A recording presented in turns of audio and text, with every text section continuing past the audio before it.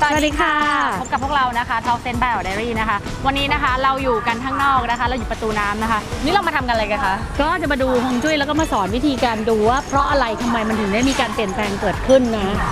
แล้วก็อยากจะบอกว่าฝากติดตามนะคะเพราะว่ามีทริปเล็กๆที่ทุกคนพ่อค้าแม่ขายนะคะว่าทำยังไงให้ร้านเรานะคะเก็บตังค์อยู่แล้วก็มีเงินเข้าร้านตลอดเวลานะคะ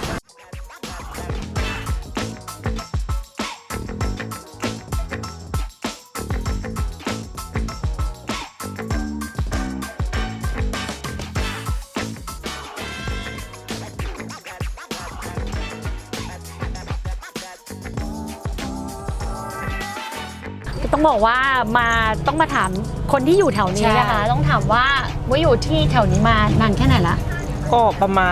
าณเกือบ30 ปีแล้วอะ30 ปีนะทีนี้พี่ต้องบอกว่าจริงๆแล้วธรรมชาติของตรงนี้เขาเรียกว่าประตูน้ำเนาะใช่ค่ะประตูน้ำเนี่ยค่ะจริงๆแล้วเนี่ยต้องบอกว่ามันเจริญรุ่งเรืองมาเป็นร้อยกว่าปีแล้วนะตั้งแต่ในสมัยรัชกาลที่5สมัยก่อนเนี่ยคนถ้าจะซื้อเสื้อผ้าประตูน้ำเท่านั้นเขาจะคิดแค่นี้เลยใช่แต่ว่าเมื่อประมาณสัก20 ปีที่แล้วนะคะพี่อ๋อได้มีโอกาสดูฮวงจุ้ยให้กับเศรษฐีคนหนึ่งนะคะแล้วตอนนั้นอ่ะเขาก็สามารถเอาผังเมืองไทยมาให้ดูก็เลยดูฮวงจุ้ย20 ปีที่แล้วก็เลยบอกเขาว่าให้ไปซื้อที่แถวเกษตรนวมินทร์แล้วก็บอกว่าเมื่อไหร่ก็ตามใช้เวลา10 ปีในการสร้างเกษตรนวมินทร์พ้น10 ปีไปแล้วเกษตรนวมินทร์จะยิ่งบูมมันจะโตขึ้นเรื่อยๆใช่ทันทีที่เกษตรนวมินทร์บูมเนี่ยที่นี่จะ drop นะคะน่าจะ drop สุดๆคือ drop แบบชนิดที่ว่าเงินหายไปเกินครึ่งอะประมาณ5 ปีที่ผ่านมาใช่เลยถูกต้องใช่ไหมเพราะว่าต้องบอกว่าจริงๆแล้วอะเงินแถวนี้สะพัดแต่ก็ต้องบอกแบบนี้ว่าสิ่งหนึ่งที่มันเกิดขึ้นแล้วเห็นชัดต้องพูดว่าในระยะเวลา20 ปีที่ผ่านมานะคะนอกจากเกษตรนวมินทร์เกิดเนี่ยเราจะต้องยอมรับว่าประตูน้ำเริ่มมีตึกสูงขึ้นเยอะนะคะคือแต่ก่อนอาจจะมีตึกเดียวเดี๋ยวนี้มี10 กว่าตึกมีแบบเยอะมากทีนี้ยกตัวอย่างเช่นอย่างตึกบริเวณนี้ที่เป็นตึกห้องแถวเนี่ยพวกนี้จะขายดีมากขายดีสุดๆเลยจนตึกใหญ่ๆสูงๆเนี้ยที่มันสูงเกิน10-20 ชั้นใช่พอมาสร้างปุ๊บร้านค้าพวกนี้ก็จะ drop ไป1 รอบแล้วคือได้ผลกระทบใช่ทีนี้ถามว่าได้ผลกระทบยังไง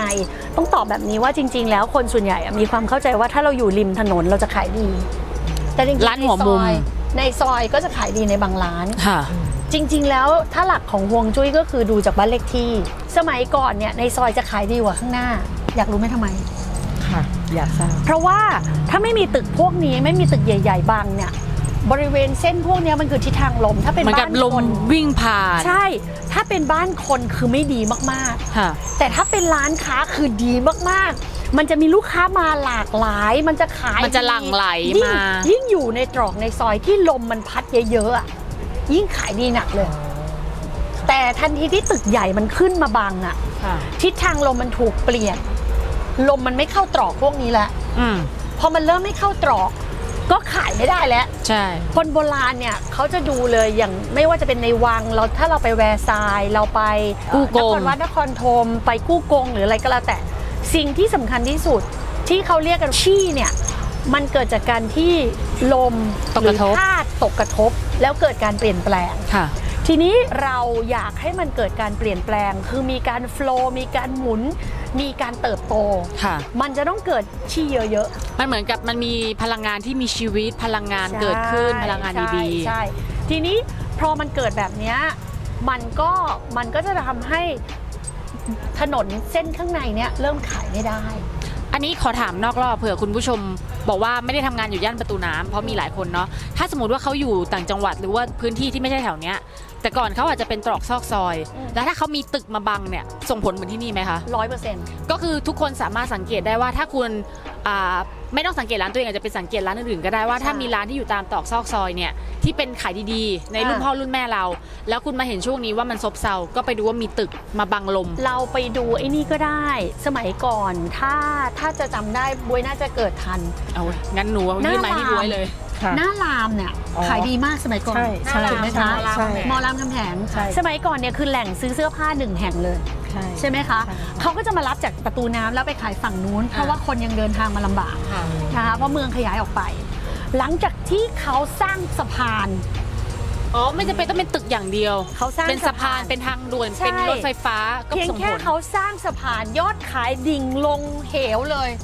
โอ้ ไม่มีคนซื้ออีก เล แล้ ยว ตอนนี้มันก็ซบเซาจริง อ่ะเราจะเห็นเลยถนนทุกเส้น ถ้ามีรถไฟฟ้าผ่าน มีสะพานผ่าน ๆ บริเวณนั้นก็จะซบเซาทันที โอ้ยแล้วอย่างนี้มันพอจะมีทางแก้อะไรไหมคะ สมัยก่อนเนี่ยเขามีวิธีแก้อย่างสมมุติว่า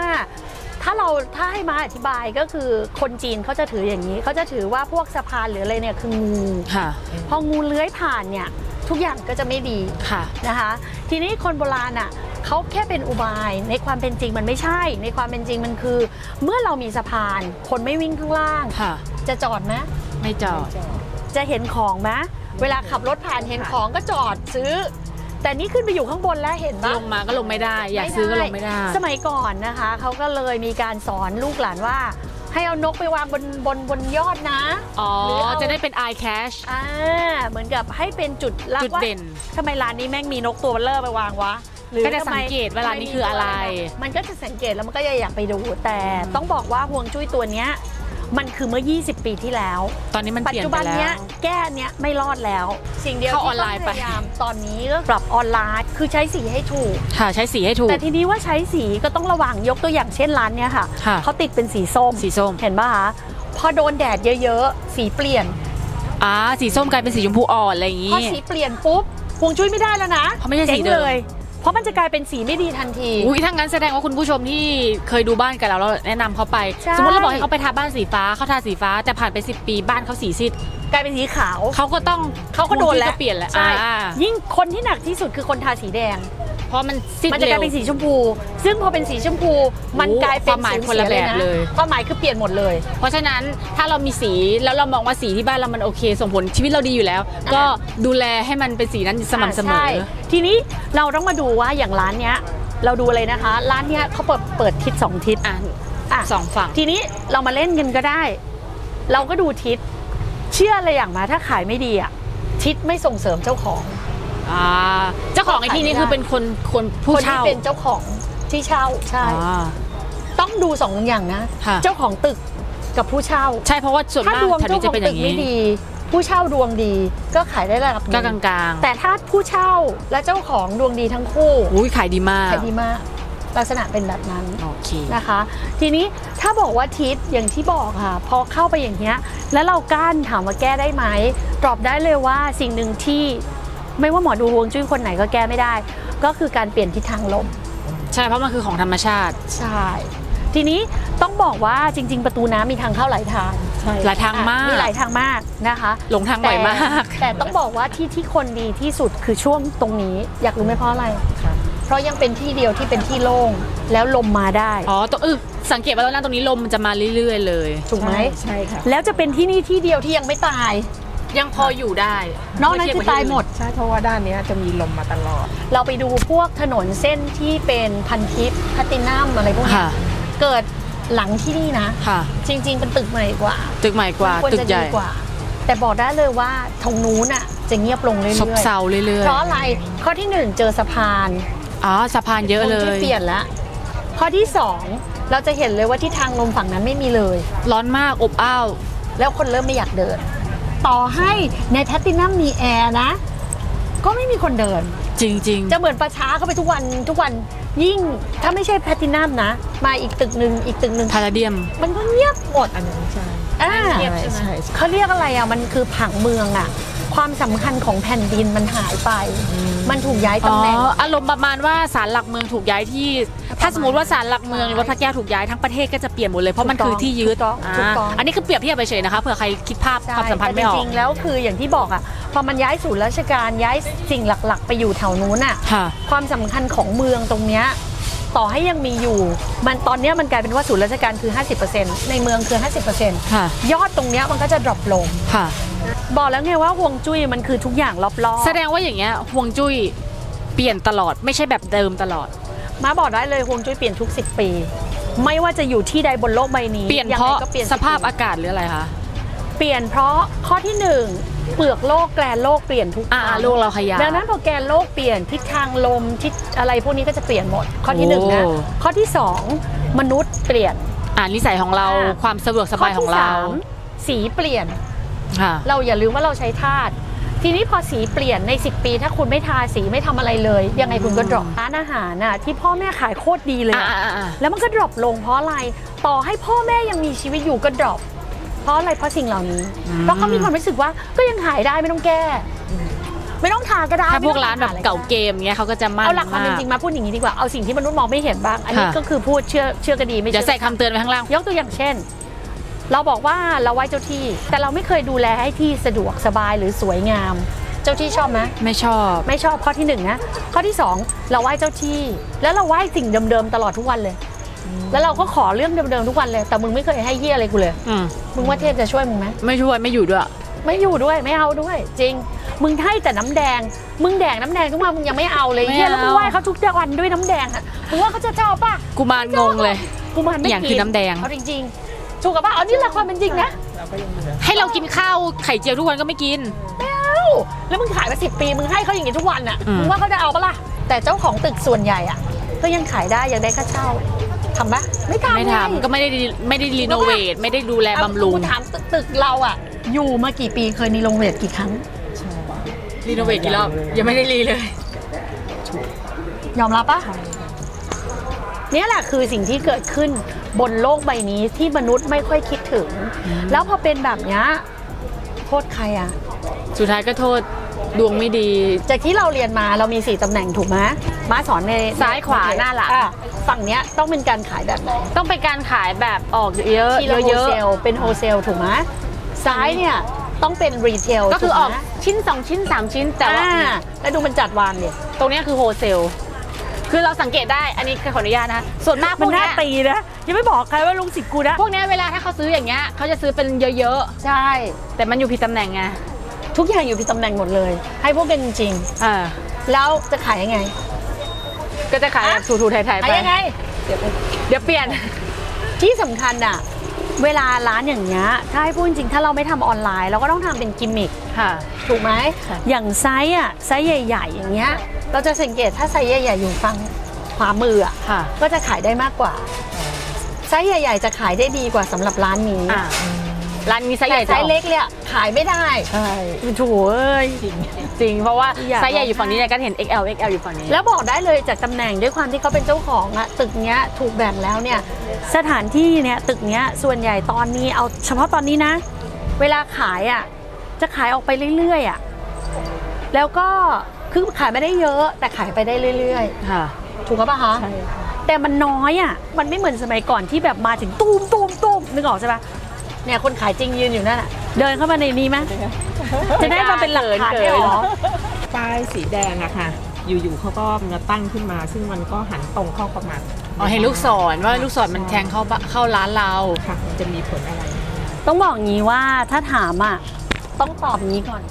เอาถนนก่อนนะ ค่ะ ถ้าเราไปยืนมองข้างนอกเราจะเห็นเลยว่ามันเป็นเหมือนลูกศรพุ่งเข้าไปที่ตึกใหญ่สุดข้างหน้า ถ้ายืนนะถ้ามองจะเห็น ค่ะ ทีนี้เส้นตรงเนี้ยมันคือทิศทางลมที่วิ่งเข้าไปที่นั่น ยิ่งตรงเนี้ยมีลมมากเท่าไหร่ตึกนั้นก็จะเจ๊งเร็วขึ้นเท่านั้น เพราะมันอยู่เหนือทิศทางลมขึ้นไป มันก็จะไม่เป็นไร แต่ไอ้ข้างล่างเนี่ยชิบหายหมดตายหมดไม่เหลือ อันนี้ไม่รู้แต่เพราะว่าดูจากฮวงจุ้ยก็ต้องบอกแบบนี้ ค่ะ ใช่ นะ ทีนี้ถามว่าตำแหน่งนี้มีผลไหมมีไม่ได้มีกับเรามีกับมัน อ๋อ เพราะมันกันลมให้ไปแม่ไปตรงนู้นใช่ไหม มันยิ่งทำให้ลมแรงขึ้น อ๋อเพราะว่ามีพอ เพราะมันมีการลมมันก็จะตี มันจะ ขึ้นข้างบน ฟู่ไปแรงๆ มันวิ่งขึ้นข้างบนทางนู้นก็ยิ่งตายเร็วมันก็จะทำลายตัวมันเองอ่ะ มันเหมือนกับเวลาเราแบบปิด เหมือนกับเปิดประตูแล้วแง้มนิดนึงที่แบบมีบังแล้วลมมันก็จะแรง ลมมันก็จะยิ่งแรงขึ้น ตึกนั้นกี่ชั้น 40 ชั้น 84 ชั้น ถ้าอย่างนั้นตั้งแต่ชั้น 20 ขึ้นไปถึงจะดี ต่ำกว่า 20 ลงมา 10 ลงมาก็จะแย่ ร้านอาหารอยู่ข้างบน ใช่ รูฟท็อป ไม่รู้แต่ว่านี่คือสิ่งที่มองถ้ามาจากฮวงจุ้ยก็คือดูแบบนี้ เคยไปดูแถวพระราม2 ค่ะ มันเป็นบ้านหลังหนึ่งอยู่อย่างเงี้ยแหละ แล้วมีซอกประตูอย่างเงี้ย คนในบ้านคือตายโหงหมด ถ้าเป็นลมดีก็จะทำให้เรารวย ใช่ แต่ถ้าเป็นลมพิฆาตเนี่ยก็จะตายโหงเลย คือต้องพูดอย่างนี้อย่างเหมือนเมื่อกี้ที่ถามมาทางสามแพร่งอย่างเงี้ยถ้าเป็นร้านค้าคือดีมาก เราจะสังเกตเลยว่าร้านขายของถ้าอยู่ทางสามแพร่ง ตรงเนี้ย รวย มุมพอดี ทุกคน แต่ถ้าเป็นบ้านคนน่ะมีแต่เรื่องไง แล้วถ้าสมมติว่าสมัยก่อนเนี่ยเขาชอบข้างบนเป็นบ้านข้างล่างเป็นร้านค้าแล้วอยู่ทางสำแพง คนในบ้านก็จะมีแต่เรื่องแต่ขายของดี คือการมีเงินไม่ได้หมายความว่าจะมีความสุขใช่ปะ ใช่ คืออย่างเนี้ยอย่างร้านเนี้ยต่อให้หาเงินได้ก็เก็บไม่อยู่ ดูจากร้านก็เห็นเลยว่าเงินมันจะต้องถูกสะพัดออก ค่ะ เพราะทุกอย่างที่วางตำแหน่งที่วางอย่างเก๊อย่างเงี้ยเก๊เก็บเงินอย่างเงี้ยถ้าเราเป็นร้านค้าเราต้องหันตั้งฉากกับถนน เพื่อให้มีเงินหมุนเวีย เหมื น อนโถส้วม แต่ถ้าเรามาตั้งขนาดอย่างเงี้ยให้ตายเหอะไม่มีเงินเข้ายังไงก็ไม่เข้า ถ้าขนาดเนี่ยมันจะทำให้เงินไม่ออก ใช่ แต่เราเป็นร้านค้าไงเราต้องซื้อของเราต้องเอาเข้ามา ถูกคือทุกอย่างมันประกอบไปด้วยหลาย ๆ อย่างนึกออกปะ ค่ะ แล้วอย่างเงี้ยสีที่ใช้อ่ะคือสีน้ำตาลในความคิดมนุษย์ ค่ะ แต่มันคือสีน้ำตาลแดง แล้วมีดำด้วย ทีนี้ มีขาวด้วย สีแดงคือสีที่ทำให้เวลาลูกค้ามา ก็ทำไม่ทันเลย เวลาไม่มีลูกค้าแม่งก็ไม่มีเลยเหมือนประชาลูกค้าก็จะมาเป็นช่วง มารุมมาตุ้มทีเดียว ไม่มาตลอดเวลา แสดงว่าสีเนี่ยมีผลกับร้านค้าเหมือนกันว่าลูกค้าจะเข้าเยอะแค่ไหน มีอันนึงที่ไม่เคยพูดกับใครเลย แล้วก็ไม่เคยคิดจะพูดด้วย ก็คือพัดลมเราสังเกตอะไรอย่างวะ ค่ะ เวลามีร้านค้าไปสังเกตก็ได้นะ ร้านค้าที่เขาเอาพัดลมมาตั้งอะแล้วเขาพัดเข้าร้านอะร้านนั้นน่ะขายดี แต่พัดออกเนี้ยเงินออกหมดเลยอะ มันก็หมุน ก็มันหมุนไงแล้วพัดมันออกไปหมดเลยอะ หลังจากที่เราคุยกันสักพักแล้วนะคะ ก็เรามีทริคเล็กๆน้อยๆที่เจ้าของร้านทุกคนนะคะ สามารถนำไปใช้ได้ อันนี้คือสำหรับร้านค้านะคะ ถ้าสมมุติว่าคุณมีโต๊ะเก็บตังค์นะคะ ก็คือการเปิดของลิ้นชักเนี่ยถ้ามันขนานกับถนนเนี่ยแปลว่าไม่ดีเพราะอะไร หลายๆคนที่เคยฟังก็จะรู้ว่าอ๋อถ้าห้องน้ำขนานกับถนนคือเก็บตังค์อยู่ เก๊ แต่ เหมื ว่า อนกัน เก๊ก็เหมือนกันคุณเป็นร้านค้า คุณต้องเอาเงินออกไปซื้อของ แล้วก็ลูกค้าได้เงินแล้วก็ เงินมันต้องหมุนเวียน เงินมันต้องหมุนเพราะฉะนั้นเก๊หนึ่งควรจะตั้งฉากกับถนนสองพัดลม ถ้าพัดลมหันเข้าร้านเหมือนกับพัดเงินพัดทองเข้ามา ใช่ เนาะแต่ถ้าเป็นพัดลมที่ใส่ออกหรือว่าอะไรพวกเนี้ยมันก็จะทำให้เราเก็บตังค์ไม่อยู่ ไม่ได้แปลว่าเราจะจน แต่แปลว่าเราเก็บตังค์ไม่อยู่นะคะแล้วก็อย่างสุดท้ายก็คือร้านเนี้ยเขาขายเป็นเสื้อผ้าถูกไหมคะตำแหน่งที่คุณอยากขายเสื้อผ้าขายส่งที่ขายเยอะเนี่ยควรจะเป็นขวาสุดบน คือต้ สุ อง ด บอกอย่างนี้ว่าจริง ๆ ร้านค้าทุกร้านแหละ ถ้าอยากขายโฮเซล ขายโฮเซล ขวาสุด ขวาสุด สำคัญ ดี สุ สุ ด ดอาจจะขายเสื้อผ้าเหมือนกันอย่างเงี้ยค่ะ ถ้าคุณมีตำแหน่งโฮเซลอย่างนี้ให้อยู่ขวาสุดนะคะ แต่ถ้าคุณเป็นตัวโชว์อย่างเงี้ยค่ะดิสเพลย์อย่างเงี้ยที่ลูกค้าจะซื้อ2ตัว3ตัวเนี่ยให้อยู่ฝั่งซ้ายมือของร้านนะคะ ก็หวังว่าทุกคนนะคะจะสนุกกับเทปของเราที่วันนี้เราออกมาข้างนอกนะคะ ฝากกดไลค์กดแชร์นะคะ แล้วก็ subscribe ด้วยแล้วอยากให้เราดูอะไรก็ ใช่ คอมเมนต์ได้ ใคร เนอะ มีร้านค้าแบบไหนอาจจะส่งมาสอบถามก็ได้ เราอาจจะทำบางเทปว่าแบบเราอ่านคอมเมนต์แล้วก็ตอบคำถามทุกคอมเมนต์เลยนะคะ